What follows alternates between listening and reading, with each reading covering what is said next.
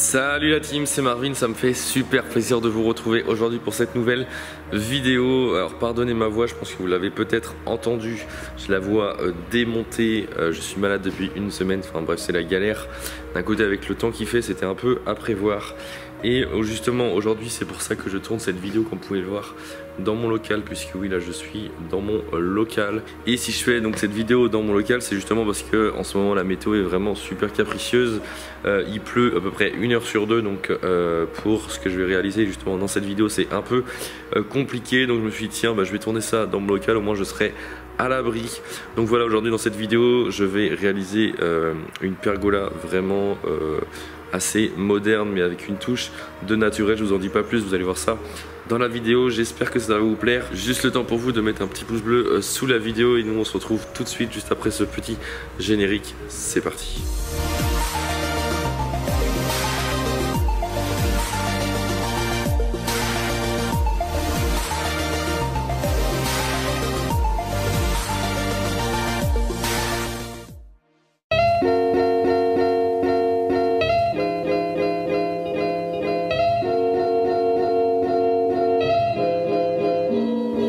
Donc voilà, pour vous expliquer rapidement le projet. Donc le projet, comme je vous l'ai dit, c'est une pergola. C'est une pergola qui va faire 4 par 3 mètres de mémoire.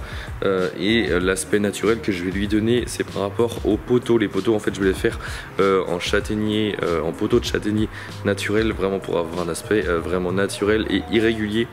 Donc ça vous verrez ça à la fin de la vidéo, puisque aujourd'hui je vais m'attaquer à la structure du toit qui va être pour le coup plus moderne, plus simple, plus carré si je veux dire. Je vais vous faire un petit topo de ce que je vais utiliser. Donc en fait j'ai acheté chez mon fournisseur 4 planches comme celle-ci. C'est du pin autoclave qui est traité classe 4, donc dans la résistance dans le temps on est vraiment bien, surtout qu'en plus on va être en l'air, donc ça sera pas au contact de l'humidité, c'est vraiment parfait. Et en plus de ça, ça va être peint en blanc, enfin ça vous verrez ça par la suite. J'ai acheté aussi des lambourdes qui vont servir d'intermédiaire pour soutenir la canisse qui va venir, je vais vous montrer ça juste après, qui va venir par dessus. Donc j'ai acheté de la peinture. Donc ça c'est la peinture climat extrême de chez V33. C'est une peinture que j'adore, enfin une marque que j'adore, une peinture que j'adore, qui tient vraiment très bien dans le temps. Donc ça c'est ce qui va me servir à peindre toute la structure du toit. Donc voilà, j'ai des vis de chez Spax, j'ai des bacs à peinture avec des pinceaux et des rouleaux.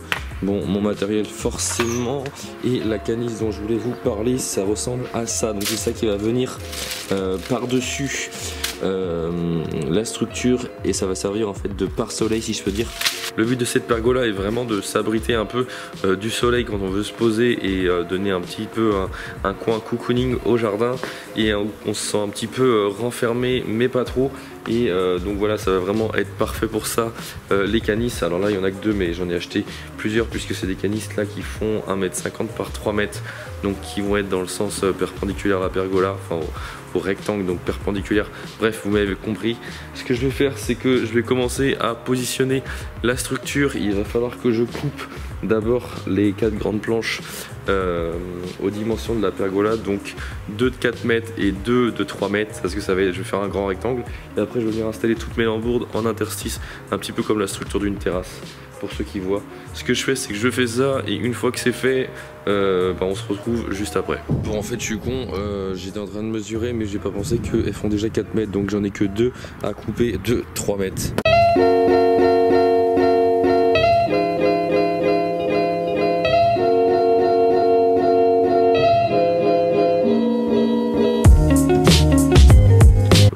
Donc là je viens de faire le cadre, donc je me rends déjà plus compte de ce que ça va donner. Bon, je me dis juste que ça va être un peu galère à emmener sur le chantier sur la remorque, mais bon, je pense que ça dépassera un peu, mais on verra bien. On fera un convoi exceptionnel. Et donc du coup là ce que je vais faire, je vais venir fixer comme ceci à l'aide de vis comme ceux-là qui vont venir tout simplement serrer ça comme ça. Donc là je vais prépercer cette planche là, parce que souvent comme je veux que ça vienne en pression et qu'on est quand même relativement au bord de la planche, j'ai peur que ça fasse fissurer, donc je vais juste pré-percer cette planche là et après la vis va venir se serrer dans celle-ci et cette partie là en fait sert à faire serrer cette planche là contre celle-là. Bref, je sais pas si vous avez compris. Donc je fais ça sur les 4 côtés. Une fois que tout est fixé, je vous reprends et on attaque les lambourdes.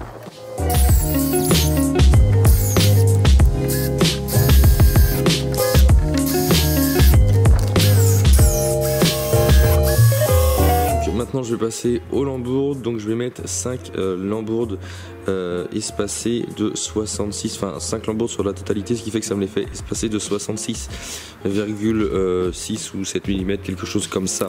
Donc c'est un écart qui me semble correct. Je voulais pas que ça soit trop serré, mais il faut quand même que il y en ait pas mal pour pas que la structure bouge et surtout pour pouvoir avoir assez d'accroche pour faire tenir la canisse. Donc je vais faire tous mes petits tracés à 66,7 sur la lambourde de chaque côté, comme ça je saurai où ça tombe.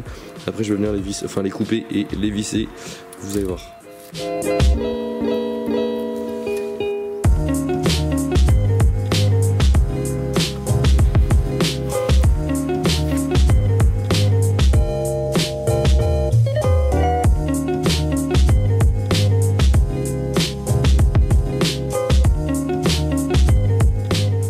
Bon, ça y est, maintenant que j'ai positionné toutes mes lambourdes, tu veux m'aider Yudi? Rien à foutre. Il me reste plus qu'à les fixer par l'extérieur comme pour les angles que j'ai déjà fait tout à l'heure. Qu'est-ce qu'il y a d'un problème? Donc je fais ça et je vous retrouve après.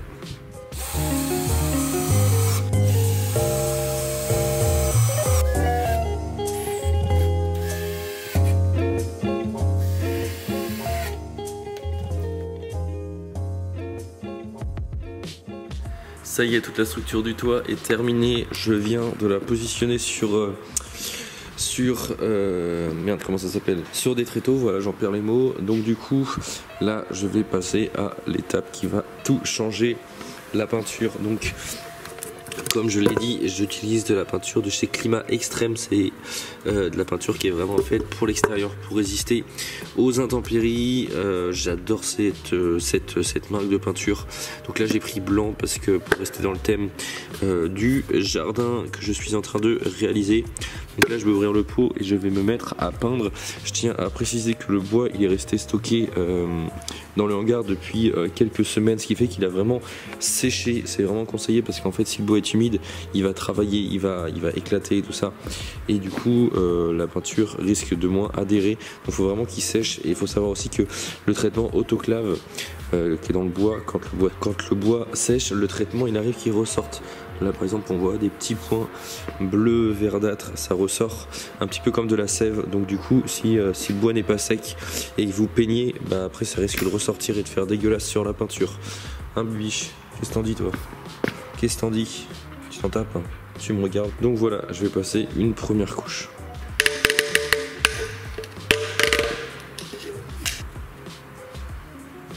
Et ça je le dis à chaque fois, ne pas oublier de mélanger, ça c'est vraiment super important. Sinon vous avez les différentes solutions qu'il y a dans la peinture en fait qui vont au fur et à mesure du temps retomber dans le fond, et ce qui fait que vous n'allez pas avoir la même consistance, si je peux dire ça comme ça, sur la peinture de surface et la peinture qu'il y aura dans le fond. C'est pour ça qu'après des fois ça m'est déjà arrivé de pas mélanger et en fait la peinture est collée sur le bois, ça séchait pas, c'était un enfer. Donc ne pas lésiner sur la touillette.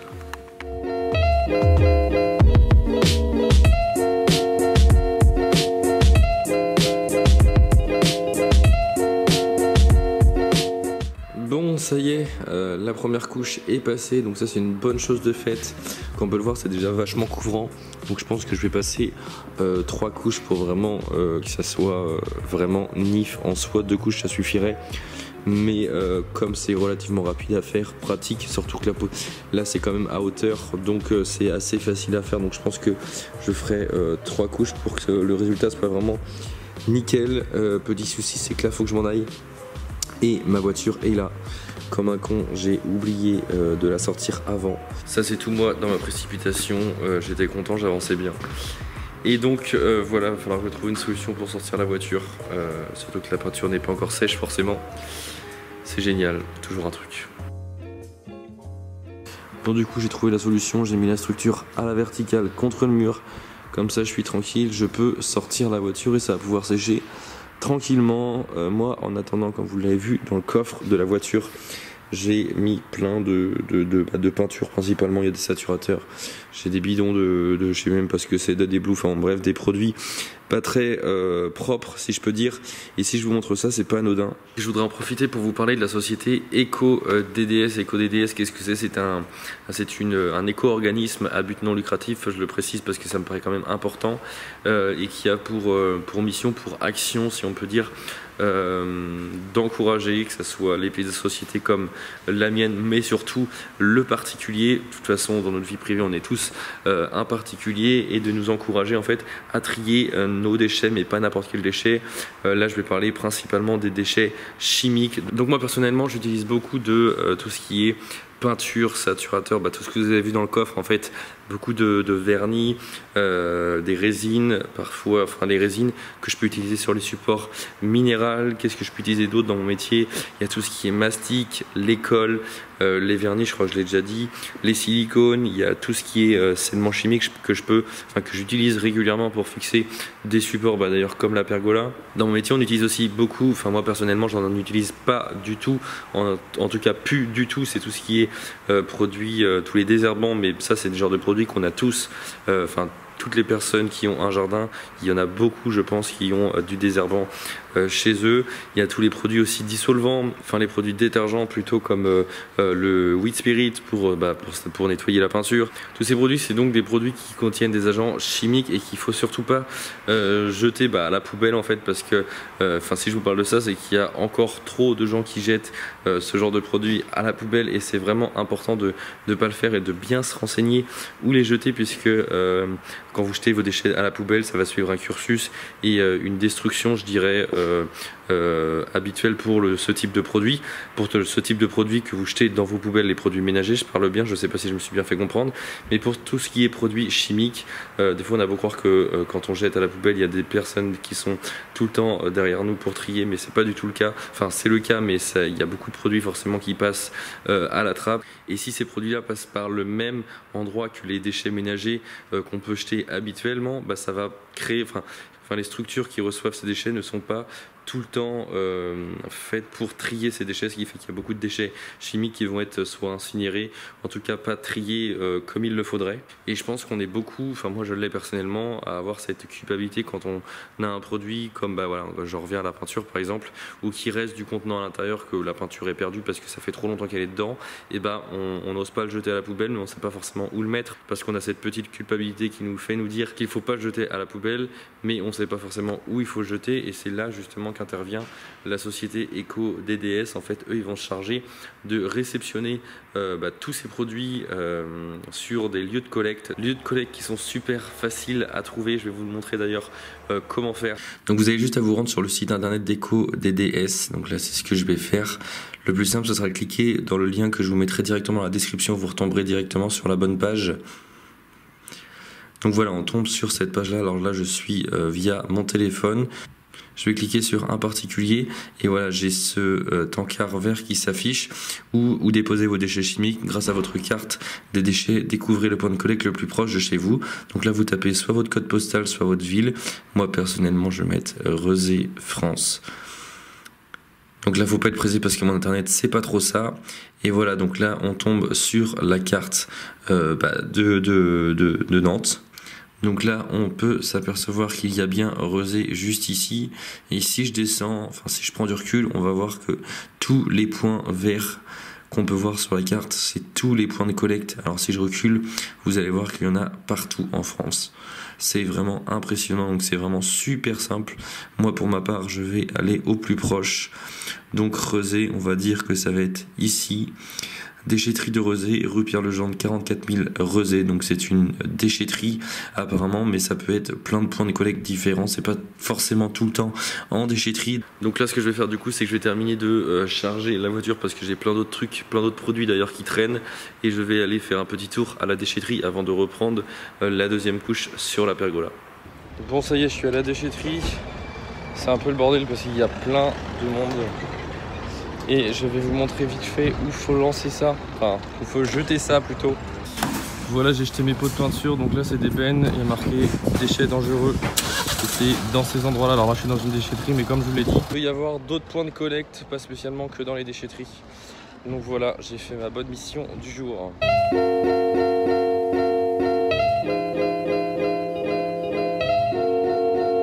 Bon, du coup, oh là. Bon, du coup, on est... samedi soir, il est 19h, je viens de terminer de passer la deuxième couche sur l'intégralité, sur l'intégralité, je commence à avoir du mal ce soir. À l'intégralité, non, parce qu'en fait, il reste la façade avant où il y a forcément les trous, comme on peut voir juste ici. Et ça fait forcément pas très joli. Donc ce que je vais faire, c'est qu'en fait, je vais venir passer. Alors au début, je voulais mettre de la pâte à bois. Le problème de la pâte à bois sur ce genre de bois, c'est que c'est un bois qui va, il va gonfler, se dégonfler, enfin il va travailler. Et la pâte à bois, elle va pas travailler, ce qui fait que ça va venir fissurer tout autour de la retouche en quelque sorte.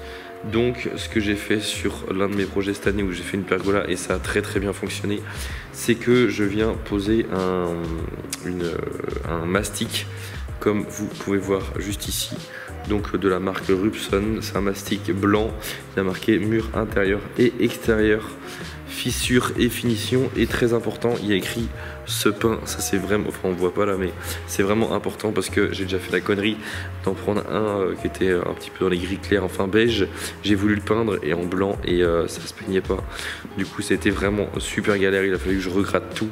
Donc vraiment faites attention dans cette situation à prendre du mastic qui se peint. Et donc là c'est tous les supports, béton, bois. Donc ce que je vais faire, c'est que je vais venir reboucher les trous et passer avec le doigt proprement dessus pour faire une finition à peu près lisse. Et comme on a l'avantage que c'est du bois qui est un peu irrégulier, c'est pas bien méchant si la finition n'est pas propre, au contraire limite ça fera plus naturel.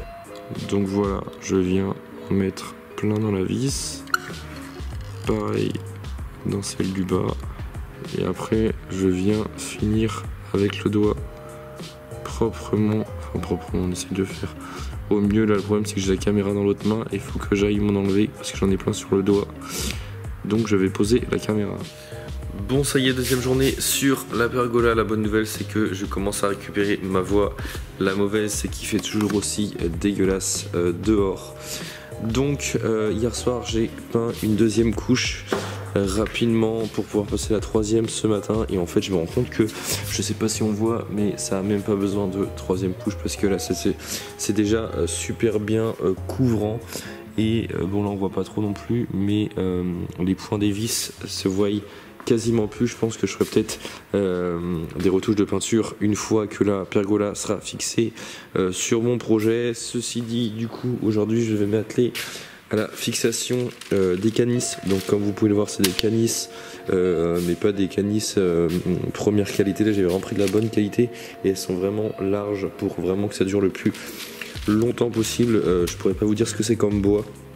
Là c'était dehors, donc il est mouillé, après il va sécher et griser. Le but c'est vraiment de lui donner, il va prendre naturellement cet effet bois flotté au soleil en fait, enfin au soleil s'il fait beau un jour, mais il va griser naturellement comme tous les bois qui sont sur l'extérieur. Et donc là en fait ce que je vais faire, c'est que je vais venir le dérouler sur deux panneaux.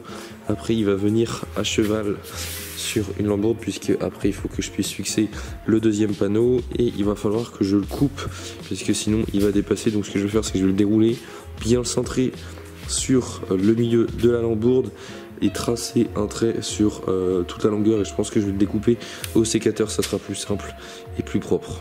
Bon, finalement j'ai changé d'avis, je vais le fixer d'abord à ce niveau là et sur toute la longueur là-bas. Là vous pouvez voir, je l'ai mis à peu près au milieu, à peu près partout, et comme je vous dis en fait ça fait que de bouger. Du coup je pense que une fois que ça sera fixé là-bas, une fois là-bas et une fois sur le rang du milieu, je viendrai découper au sécateur ou à la scie, je sais pas, on verra ça après proprement, mais au moins je serai plus sûr que ça ne bougera pas, parce que si je le fais avant, si je découpe avant, c'est des coups à me planter. Donc en fait je vais venir pré-percer comme ceci à différents endroits.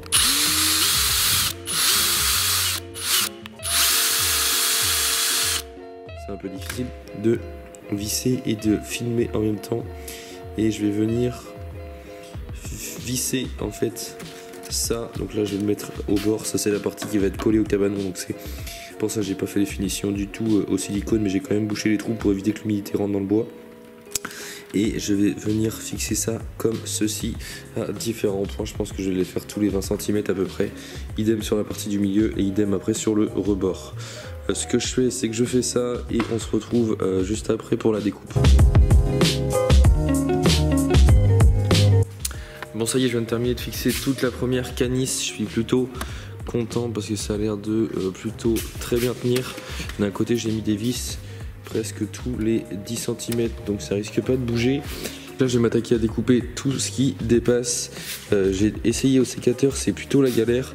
Et j'ai une super scie de la marque Silky que j'ai essayé et ça coupe du tonnerre. Donc je pense que je vais faire ça comme ça. Faut juste que je fasse gaffe à pas taper dans la structure pour pas abîmer la peinture. Mais je pense que ça devrait le faire.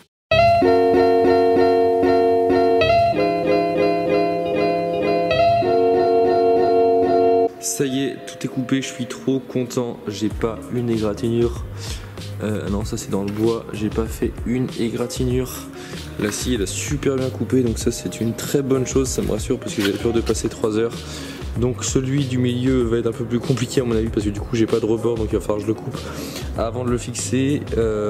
Et voilà. Et du coup là, comme j'avais un petit peu, enfin voilà, j'avais peut-être 10 cm en trop, j'ai coupé au milieu pour avoir des chutes de fil et pouvoir retresser le fil pour pas que ça se dénude. Donc faut que je fasse des petits nœuds, voilà, comme ça à chaque bout. Et j'ai fait en sorte de tomber pile poil au rebord. Ça va faire vraiment bien, je suis super content. Oui, c'est trop beau. Une petite aperçu de ce que ça donne vu d'en dessous. Je peux vous dire qu'avec le soleil ça va être trop agréable, je pense.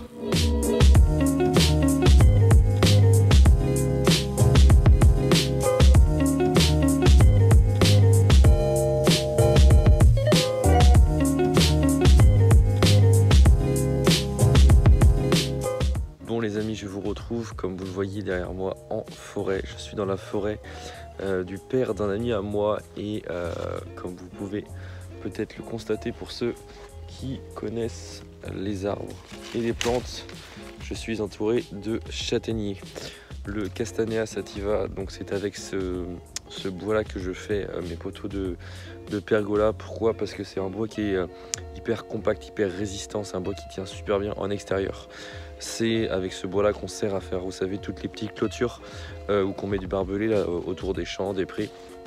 Donc c'est vraiment un bois qui est hyper résistant et là ça fait longtemps que j'étais pas venu ici et enfin je la connaissais déjà cette forêt et là j'ai constaté qu'il y a énormément de châtaigniers qui ont crevé.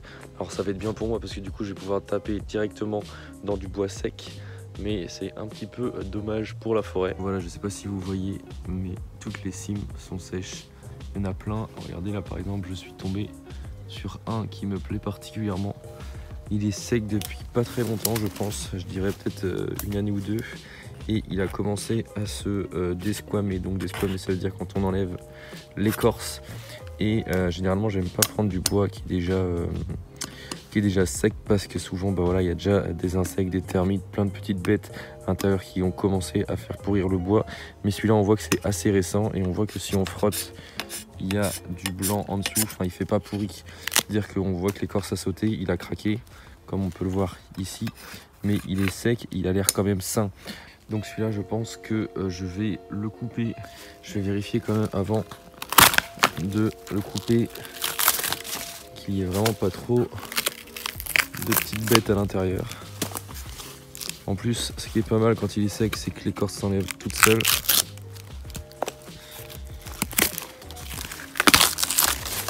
Ça va me faire gagner du temps. Ouais, non, ça va. Il a l'air quand même en bonne santé. Enfin, en bonne santé.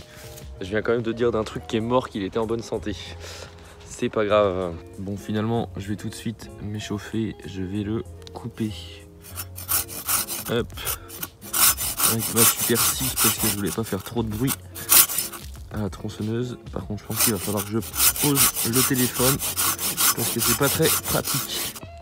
Voilà, je vais vous poser juste ici. Comme ça, vous n'avez plus qu'à admirer le spectacle.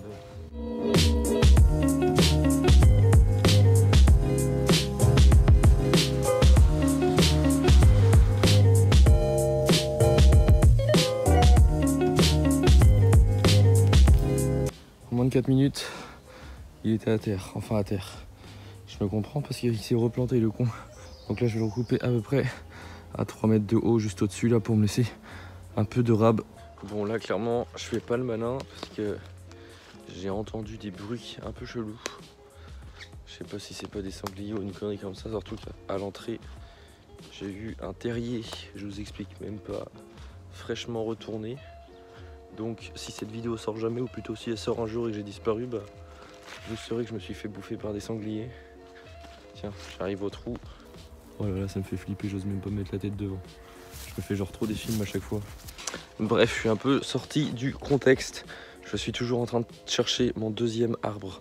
J'ai coupé le premier juste ici. Et j'ai fait exprès d'en prendre un qui est vraiment pas très droit parce que ça va donner du charme à la pergola. Le problème c'est que comme celui-ci il est d'une dimension quand même assez large, il faut que j'arrive à en trouver un deuxième de la même dimension.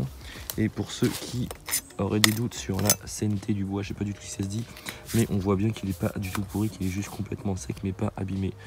Donc aucune crainte pour la garantie du bois. Je suis persuadé que la pergola aura pourri avant que le poteau soit pourri. Bon ça y est, je pense que j'ai trouvé mon deuxième arbre. Alors ça m'embête un peu parce que il est relativement très droit, il n'a pas trop de forme. Mais le problème c'est qu'il y en a très peu de ce diamètre là, enfin du diamètre du premier tronc. Et c'est quand même important, sinon ça va faire une différence, ça va pas être beau. Donc je préfère en avoir deux du même diamètre que un plus gros et un plus petit. Le souci c'est que pour le trouver j'ai dû marcher peut-être je sais pas 10 minutes. Donc je vais devoir me trimballer sur le dos pendant 10 minutes jusqu'à temps de retrouver l'autre. Après il faut que je retourne à mon camion. Bon et puis bien sûr si toi aussi tu penses que je suis taré, n'hésite pas à mettre un petit pouce vers le haut. Ah oh, j'ai fait me couper le bras. Je m'épuise. Bon allez, au lieu de parler, je m'y mets parce que l'après-midi va passer et j'ai encore beaucoup de taf.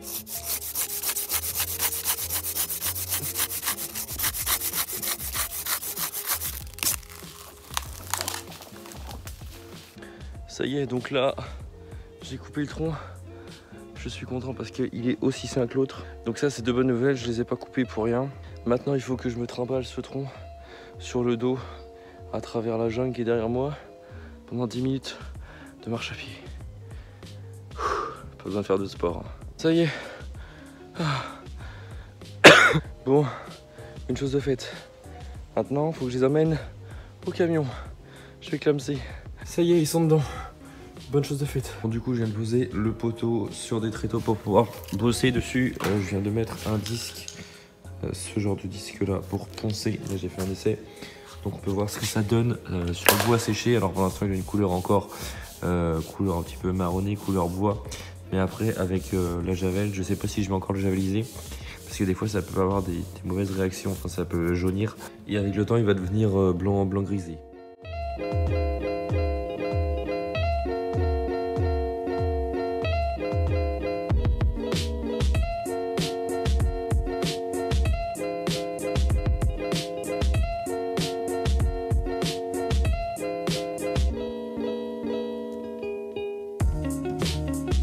Juste de terminer de poncer le deuxième tronc.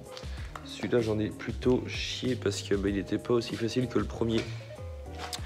Il y avait des endroits où il y avait un peu de terre, ce qui fait que ça m'a pourri le disque, donc ça faisait de la pâte dégueulasse. En vrai c'était vraiment chiant, ça a mis 2 fois plus de temps à se faire, mais j'en suis venu à bout. Par contre le hangar est dans un état, je vous explique même pas. Regardez-moi tout ce bordel. Donc là je vais me mettre à nettoyer tout ça et après je vais passer un coup de javel. J'ai fait un test alors, j'ai fait couler de la javel sur le... Non, c'est pas toi que je... J'ai fait couler de la javel sur le tronc. Mais... Ah, laisse-moi tranquille. J'ai fait couler de la javel sur le tronc et on voit bien que ça a commencé à blanchir. Donc je pense que si j'ai le temps ce soir, je vais les pulvériser. Comme ça, demain, ils seront déjà beaucoup plus blancs. Donc c'est de la javel pour produits ménagers, enfin je sais pas s'il y a différentes sortes de javel. Tout ce que je sais c'est que je la mets pure, je la dilue pas faire attention à ne pas s'en mettre sur les vêtements ni sur la peau. Je vais venir tremper mon éponge dans la javel et venir étaler ça comme ça sur le bois. Hop. Allez, c'est parti.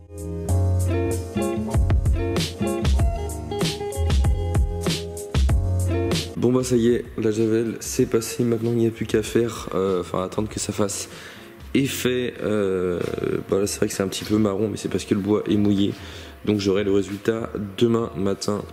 Et moi je vais rentrer et me pioter parce que je suis HS, malade, éclaté. Et demain bah, la semaine reprend, enfin on est lundi donc la semaine a déjà repris. Mais demain c'est chantier et pose de la structure. Donc là on va voir si mon idée rend bien. Enfin mon idée, j'ai rien inventé en soi, hein. Je me suis juste inspiré de ce que j'ai pu voir à travers mes petits périples. Donc voilà, demain on monte ça. Donc bah à demain. Bon, on est le lendemain et regardez qu'est-ce qui a blanchi derrière moi. Les poteaux, je suis plutôt super content de ce que ça donne. On voit bien la différence, c'est tout lisse. Et encore après avec le temps ils vont encore plus griser. Donc là on voit comment c'était avant. C'est quand même pas comparable. Donc là ce qu'on va faire c'est que je vais ouvrir. Il va falloir qu'on sorte la structure à l'extérieur. Là il y a Alex qui m'a rejoint, donc je vais pas être tout seul heureusement, et il va falloir poser ça sur la remorque. Je sens que ça va être une sacrée histoire.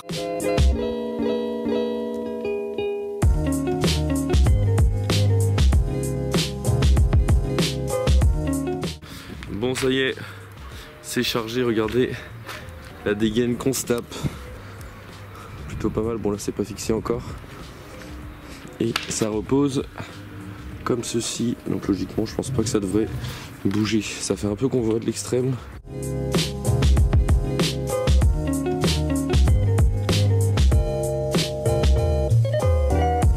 Ça y est, on est arrivé à destination, on a réussi. Je viens d'arriver sur le chantier et c'est là que va venir se positionner la pergola. Donc en gros le seul souci qu'on a c'est que le béton n'est pas encore fait. Normalement il est coulé demain ou après-demain, je sais pas encore, ça dépendra du temps. Mais là ce qu'on va faire aujourd'hui c'est qu'en fait on va venir fixer la pergola donc sur la structure du cabanon. On va pouvoir positionner je pense le poteau à ce niveau là-bas, et pour celui-ci je pense qu'on le fixera une fois que le béton sera coulé. Et voilà où la pergola est arrivée. Donc mis en extérieur, elle paraît moins grosse que dans le hangar heureusement. Et là j'ai les deux poteaux que j'ai pas coupés aux intersections parce que je sais pas encore la dimension exacte comme c'est du sur mesure. Et ce matin j'ai vite fait été acheter des petites platines, je vais vous montrer ça. Des petites platines comme ça, en fait j'ai trouvé ça. Je pense que cette partie là je vais pas la mettre, je vais la faire sauter. Et c'est ça qui va venir se mettre au cul du poteau. Et je vais percer dans le béton après en fait. Et je viendrai positionner cette grosse tige dans le béton et je la fixerai au scellement chimique. Parce qu'en fait ce que je veux c'est, je veux pas avoir d'écart entre la terrasse et le poteau. Parce que je veux vraiment qu'on ait l'impression que le poteau sorte au mieux de la terrasse et que ça soit esthétique, parce que voir ça au pied du poteau c'est pas terrible. Donc voilà, bon on s'apprête à positionner la pergola. Donc là j'ai fait deux petites cales. Alors là ça c'était loin d'être obligatoire, je l'ai juste fait parce que on est deux hommes et on n'a pas 6 bras. Donc du coup ce que je vais faire, je suis juste venu fixer une lampe contre le cabanon et une planche par dessus pour juste se faire une petite encoche qui fait qu'on va pouvoir positionner tout le côté, tout un côté sur la lambourde pendant que on lève de l'autre côté. Au moins ça évitera que ça se casse la gueule. Voilà, ça y est.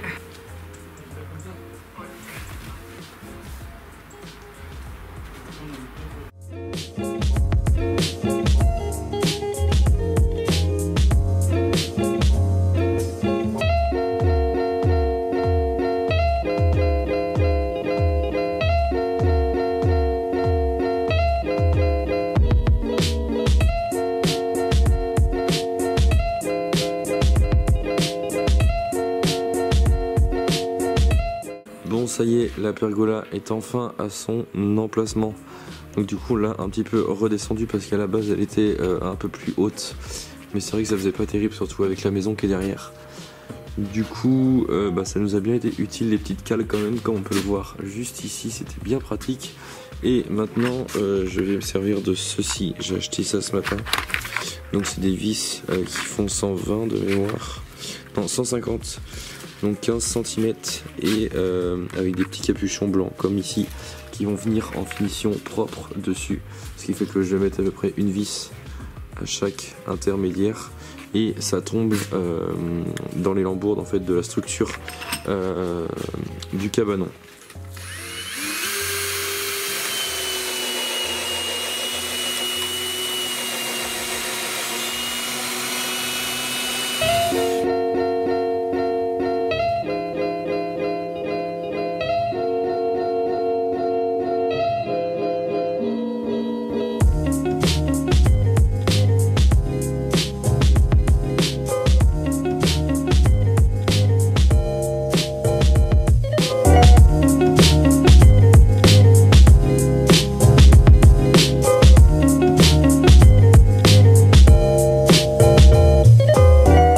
Bon, ça y est, je viens de finir le premier poteau, enfin la préparation du premier poteau.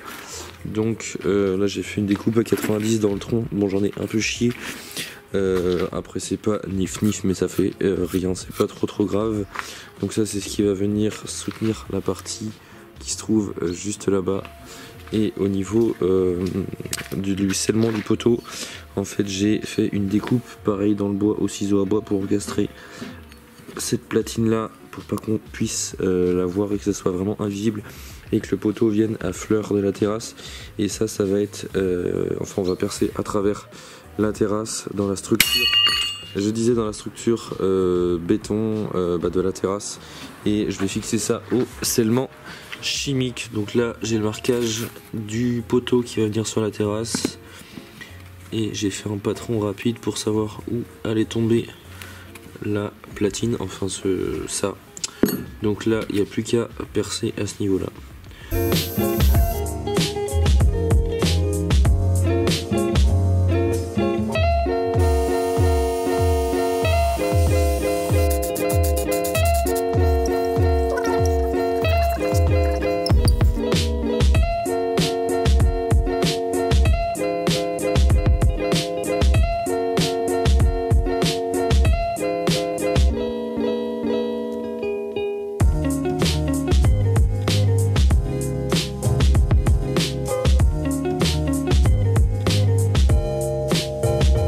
Bon, je viens de terminer de couper le deuxième poteau, donc là je l'ai positionné et préparé pour le mettre en place.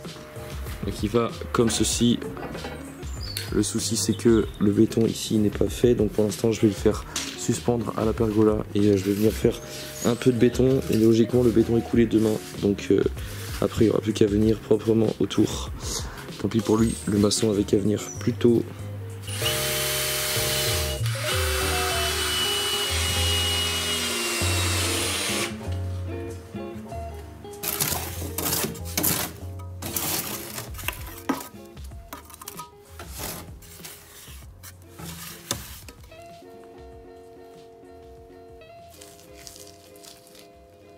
Ça y est, la vidéo est maintenant terminée, j'espère que ça vous a plu. N'hésitez pas à liker et partager la vidéo. N'hésitez pas non plus à me dire ce que vous en avez pensé dans les commentaires.